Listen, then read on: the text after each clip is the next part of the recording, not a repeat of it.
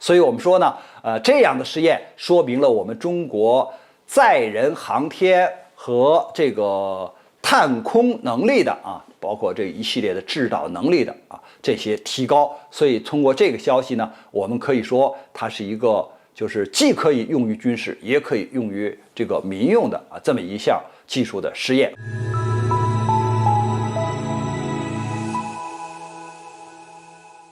网友朋友大家好，我是曹卫东。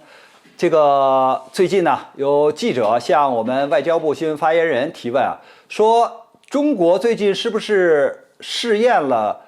对卫星攻击的这样的试验也就是打击太空中这个卫星的实验。那么我们新闻发言人讲的也非常明确，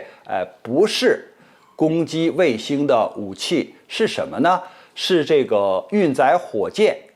把这个有效的载荷送上太空以后，再重返地球，然后呢再落到指定的位置，我们回收以后再进行2次的发射。实际上就是美国已经搞的就是猎鹰9把这个卫星或者是有效的载荷送入太空以后呢，这个火箭再回来，然后呢再落到指定的这个地点。实际上呢，它是落在海上的一个平台上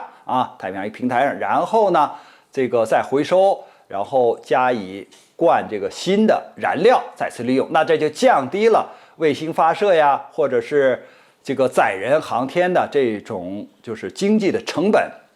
但是话分两头说，这是一种能力，这是和平利用的能力，没错吧？你发射卫星也好，发射这个载人的火箭也好，你把它发射出去之后，这个火箭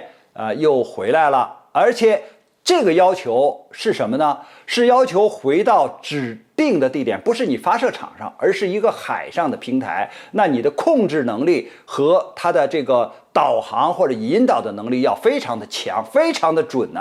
那这是这个和平的利用。我们讲，其实作为反卫就是反卫星的这种能力是要低于它的，因为我们讲卫星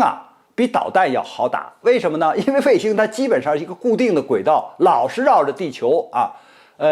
无论是同步轨道也好，静止轨道也好，反正基本上它是有周期的，它是不变的。你这次就算你打不着它，你下次再打一个，它还是那个时间来，还是那个时段来，还在那个轨迹上。导弹不一样，导弹你不知道什么时间来，你也不知道它什么航向，你也不知道它的轨迹，所以这个难度是非常大的。所以你要能够拦截这个弹道导弹或者是洲际导弹，那你一般说打卫星是不成问题的。那我们现在要话说回来，就是回收的这个火箭运载火箭，你既然能把卫星打上天，你也可以把这个卫星换成一个弹头就是攻击性的弹头，你去打天上的卫星，完全可以做到就这种能力可以做到。你既然能把这个火箭运卫星或者载人的这个火箭打到天上去，还让它回到原来的这个你设定的地点上，就成一个什么问题呢？就原来你的火箭是向上飞的，是要给它推力的，脱离地球的引力。现在反过来了，地球的引力大，你不用给它推力，它自动就往下坠了。那这个坠的过程中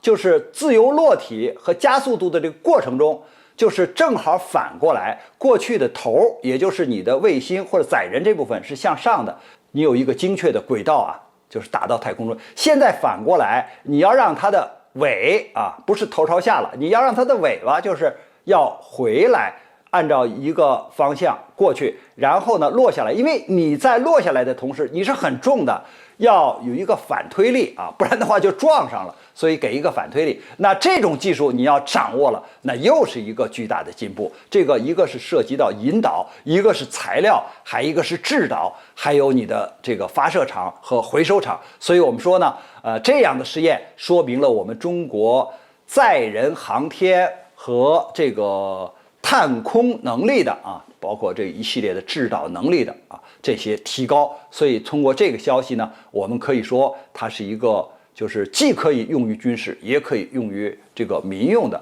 这么一项技术的实验。关于这个话题呢，我们今天就聊到这儿。感谢大家关注本栏目，我们下期节目再见。